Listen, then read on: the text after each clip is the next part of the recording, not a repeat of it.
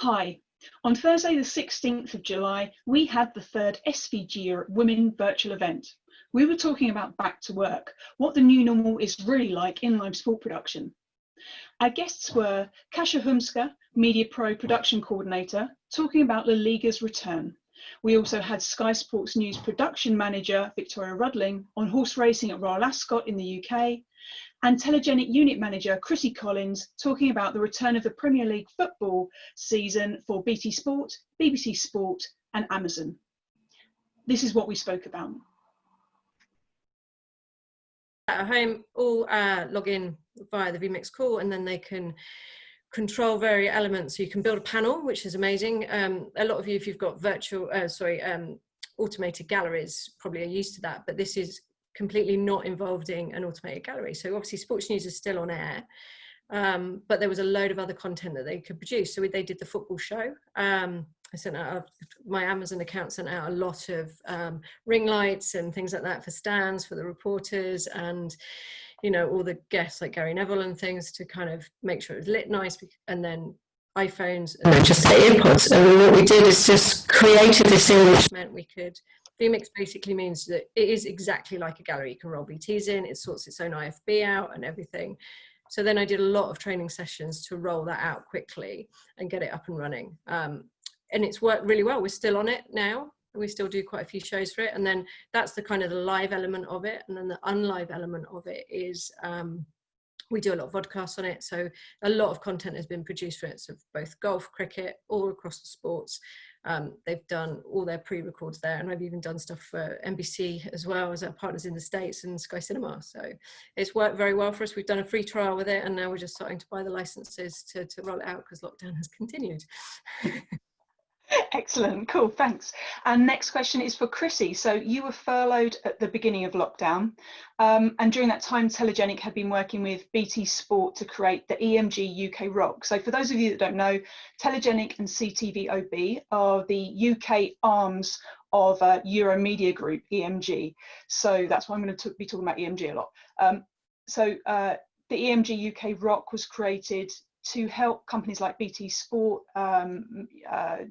in its new drive towards remote production for football. So Chrissy, can you tell us about that and how it worked when you got back? I'll try. So basically, when I came back off furlough, we were tasked with obviously reducing numbers on site that we were going to send to OBs. Sean Mulhern, our Director of Engineering, had already been looking at remote production, and he just signed a deal at the start of the year with connectivity with BT. So fast forward and we're in lockdown and all of our plans have come forth, and the Rock was built in 3 weeks by CTV and Telegenic engineers, which is a feat of engineering really. And it's been in use since the start of the Premier League, and we have 2 galleries, with the third one being built. We can take 48 visions from site to the Rock.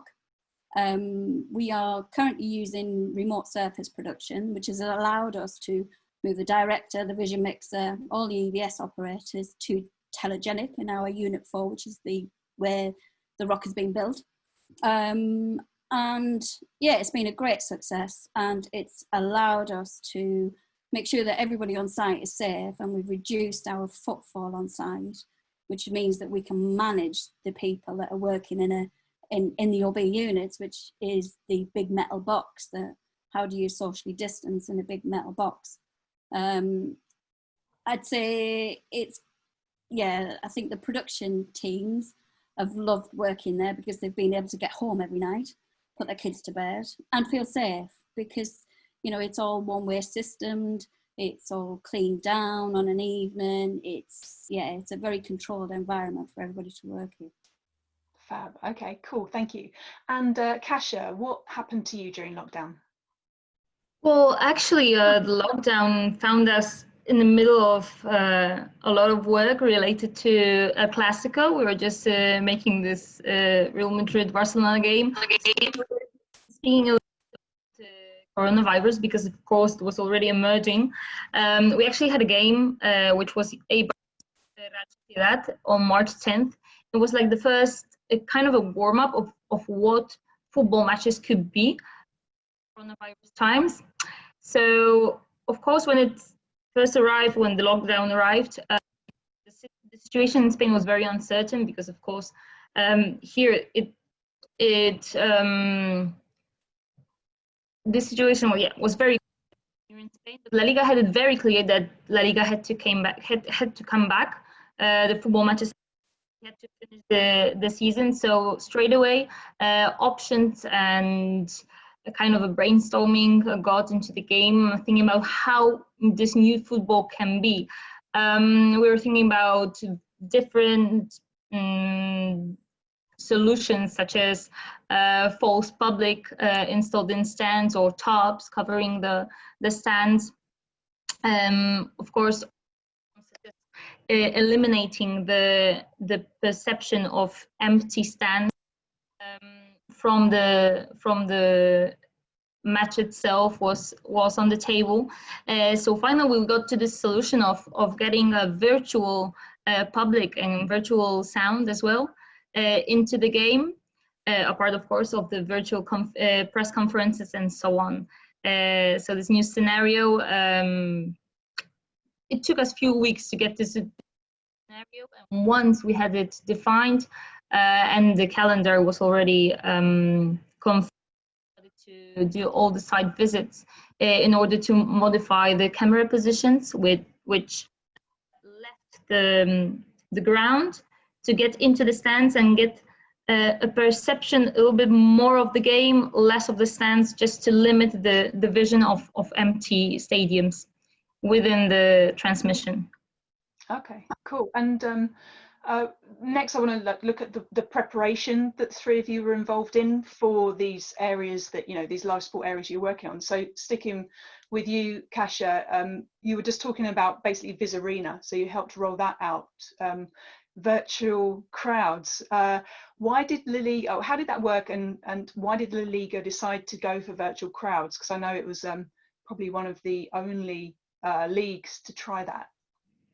Well, in case of La Liga is always aiming to get the most pioneering, the most of its product. So having this example of Eibar Real Sociedad game we had on already without the public, they already perceived that the matches would seem a little bit dry, a little bit sad, to say it somehow.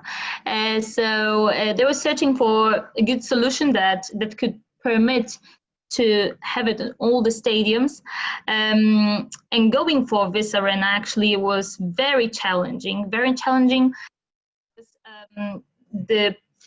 Our production is centralized here in Spain, so all the matches come here to Barcelona, where our headquarters is, where MediaPro's headquarters is, and here is where we put all the graphics on, or all the commentaries, and so on and so on. So by graphic effects within the OB van on site, this one thing, but it's different if you have this huge place where all the signals arrive, where you have to synchronize all the signals in order to apply graphical effects. So in this part, it was very challenging this new workflow, to invent this new workflow, because in this part it was totally innovative.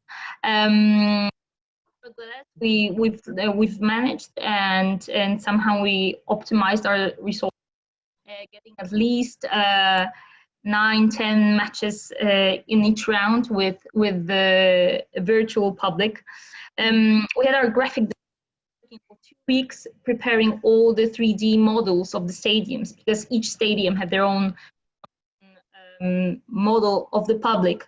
The real stands are being covered by this graphical layer of the public, which is also personalized depending on the club. The colors of the fans, virtual fans, depend on the club's colors. Cool.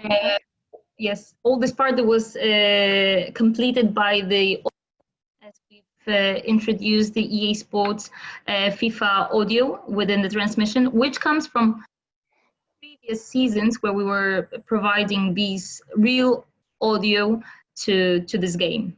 So Cool. And just briefly, can you tell us, you're also a key part of creating the new normal within Spanish stadiums as far as health and safety protocols for the Liga and Media Pro crew goes.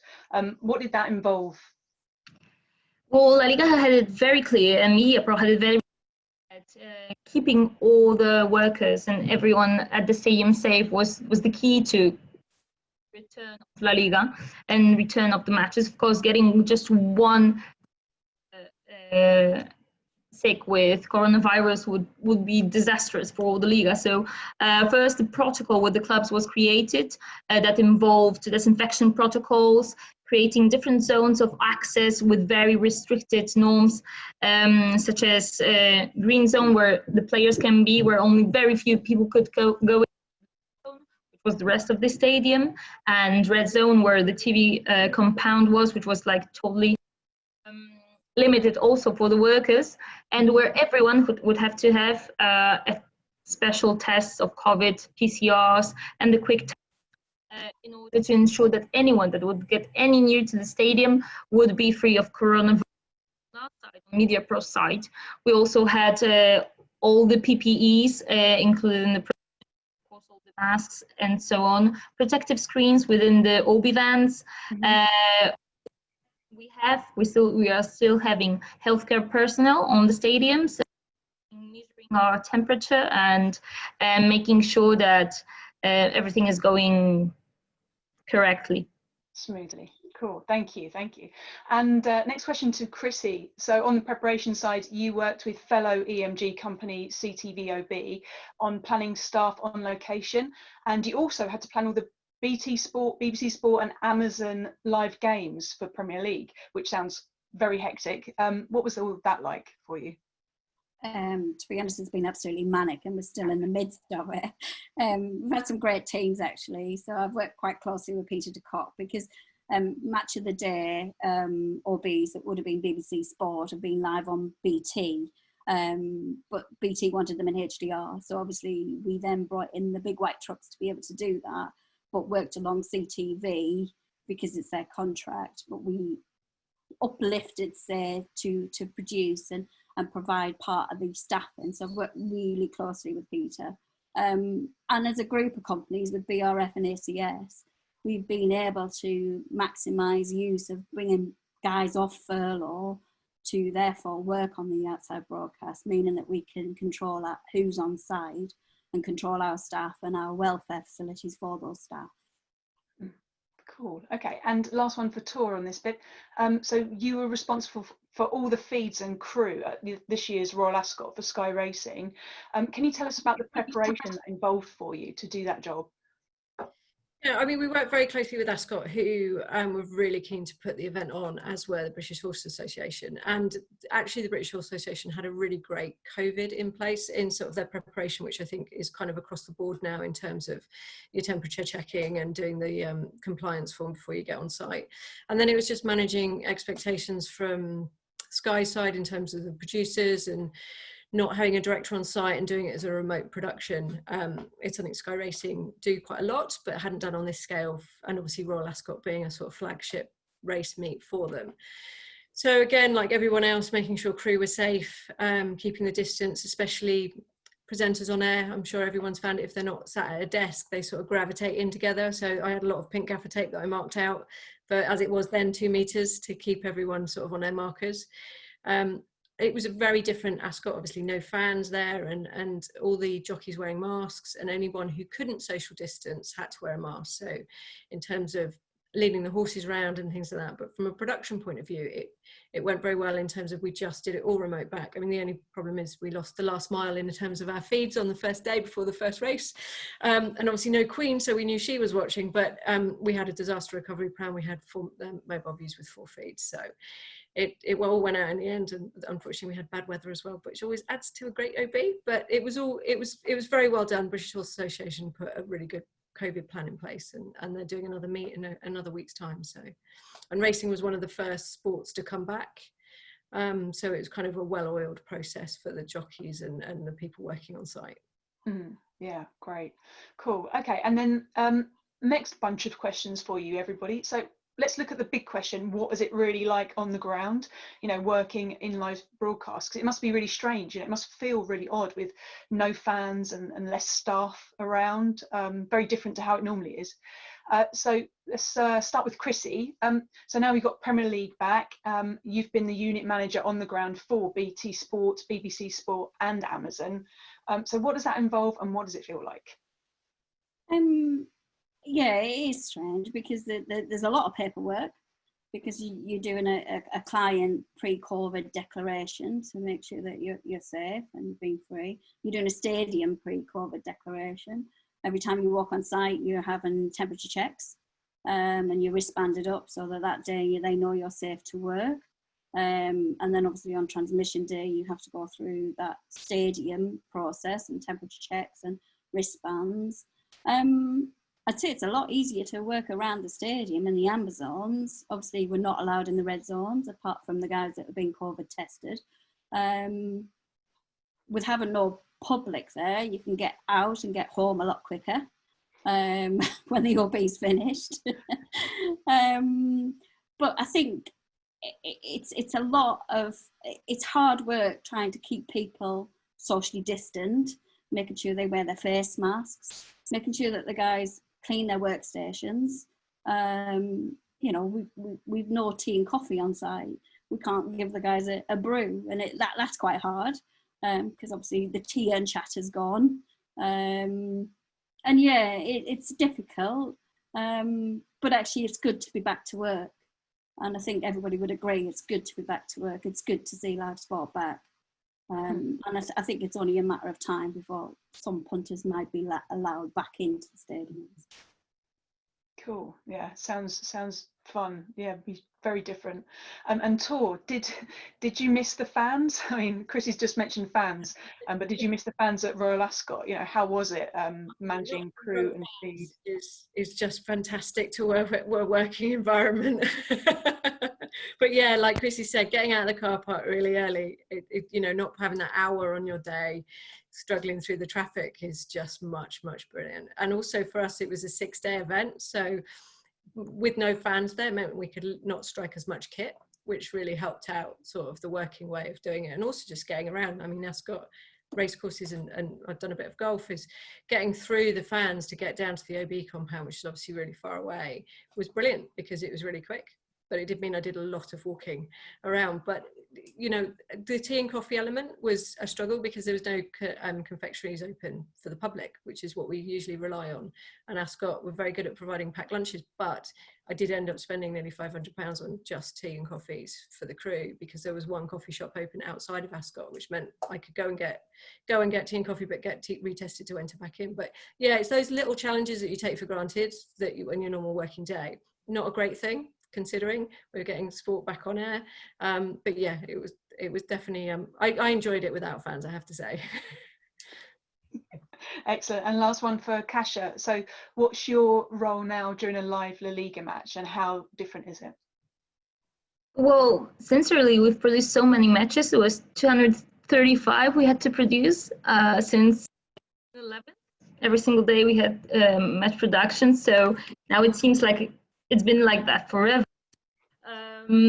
But yeah, it has changed. It has changed, definitely. I mean, 100% available. There are so many new small little details that have changed, and not all the technical crew nor the producers have everything already clear. You have to be there always to explain and keep on together on explaining on which part is so important in order to get you're searching for, like all this virtual public, for example. It's something that it's still virtual and it's being produced in Barcelona at the stadium. They don't know exactly how it works. They don't know why is it so important to have the camera operator position, the main camera position 10 hours before the game. So it's behind the people and making sure that everyone are on the when you need them, and somehow it's a little bit more challenging right now, but definitely it's very fulfilling. There are still 2 rounds to go, so I can't say it's done, but we've done a very good work, both La Liga and Media Pro, I think, to manage in this strange situation and strange conditions.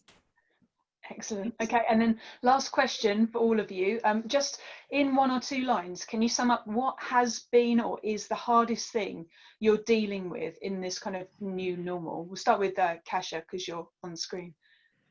I think that the hardest thing actually is to explain to everyone why they have to test themselves so many times and make people go to a PCR test every 5 days, which they hate. Mostly because everyone are quite they're quite sure about being able to rely 100% both on PCRs or on the quick tests. So everyone are laughing because their fingers are, red dots, all of them. They're like, it's not even 100% sure. I know that. So I guess that will be the hardest part, and also all the logistics of all these tests, which has been quite challenging. Okay, and let's go to Tor next. Everybody else's domestic internet, I guess, has been a real challenge. You really find out some people haven't even had laptops, of sort of reporters that we work with, and I'm now a very well skilled at pairing AirPod ears to any device, in terms of trying to get that sorted, but in comparative testing. But on site, it's been getting people to wear masks or keep social distance. I end up being very far back from people who can keep stepping back because everyone just steps forward. I feel like I want to wear a ruler around me and stay away. But that was the hardest thing on site. But yeah, generally my day-to-day is just sorting out other people's internets and trying to get things on air in that way. Cool. Okay. So ruler sticking out like a strange ruler skirt. And last one, Chrissy, what about you? What's your hardest thing? I've got to agree with Tor. It's got to be people wearing their face masks, and it's got to be over your nose. It's not there, it's there. And to step apart. You can still have a conversation, but just step apart. Yeah, and just that in general, and obviously no tea and coffee and no hugs. There's no hugging on site now, is there? And everybody loves a hug. They do. That is the worst thing about lockdown, and even you've been able to see family and friends again, but yeah, you got to sort of like just go, hey, like this. Great. Okay, perfect. Thank you. Yeah, elbow. Thank you very much, everybody. So first of all, let's have a few questions. So question from Lise Kosimi, who is the external head of SVG Europe Women. Which she said to all of you, with all the new sanitary standards and no fans, do you think your job is less interesting? Less excitement, no colleagues, hugs, as you just said. Let's start with you, Chrissy, because you're on screen. It is hard. It is definitely harder because I think the interaction that you get with people has been harder. Less fun. I think it's just a different way of working. It's definitely a different way of working, and all the Zoom. Obviously, the less face-to-face because it's all on a computer screen. And I don't know, is it the new norm? I don't know, but it's just a different way of working. Still enjoyable. Still like to be out and about. Kasia or Tor, do either of you want to answer that? For me right now, I'd be at the Olympics. So it's definitely been, this year kind of looked mental looking at the diary of the different events that I'd be at. So it's nice to spend time in the UK. But in terms of working, yeah, it is hard when you meet crew. I mean, television is a very social thing anyway. And like Chrissy says, not giving out hugs and shaking hands and things like that. That's been different, but it's been different and enjoyable in a sense. It's been good to be back. A lot of it either virtually or, I've spoken to colleagues that I've not spoken to for years because we've all come together virtually, which has been kind of nice because you're kind of very siloed in sort of what you do. And in football, you work in football, but this has kind of brought everyone together and sort of gelled it.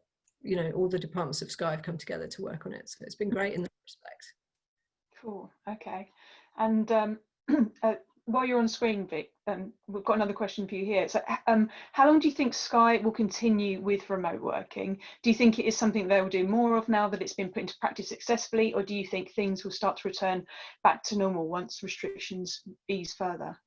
I think it would be a mix. They've already sort of got the galleries, and it's very similar to how the La Liga done with the remote stuff. So Sky Studios at the moment is, because of social distancing, is spread out. So they've got a lot of galleries up and running there where people are going in and doing that. So in that sense, we're kind of going back and coming off of sort of the virtual cloud and the vMix, but there's still some shows that are on there. So it's a balance at the moment. How long it will stay depending on the restrictions. I know a lot of cameramen are worried because they want to go out and shoot stuff, but they are starting to go back out now as the restrictions. So Sky have been absolutely brilliant at being a little bit a step ahead of the government. I was at Cheltenham when it first happened, and Sky had already put in a place of remote working there to test it, and just everyone never went back because lockdown happened. So quite good timing, really. Okay, and this one I think will be for Kasia. Question about virtual fans for you. What else do you think should be put in place to make sure viewers don't get bored? I find the right now quite complete with the virtual fans and virtual audio. Of course, you always can get some more graphics on the screen, which also doesn't involve public, and we can work on this part, I think, ahead to the new season. But right now, myself, I find it quite complete. Good. Either Tor or Chrissy, do you want to answer that one as well? In terms of the football, I quite like it. In terms of having the virtual kind of stuff. In terms of we do a balance between studio and virtual stuff on site now, which makes it a bit more interesting. We've still got touch screens and things like that. I don't think we've really lost anything in terms of the way it's been working. They've still tried to offer the same amount of kind of stuff that goes on, but I didn't realize it was pumped into the stadium as much. I thought it was added in sort of afterwards in the truck zone. I didn't realize it was actually pumped into the stadium, the virtual thing. I'd like to hear what a football match would be like when you can hear the players shouting at each other. But for racing, it was lovely hearing the horses with no fans cheering. You could actually hear the thunder of the hoof racing up the straight. So it was quite nice and very different.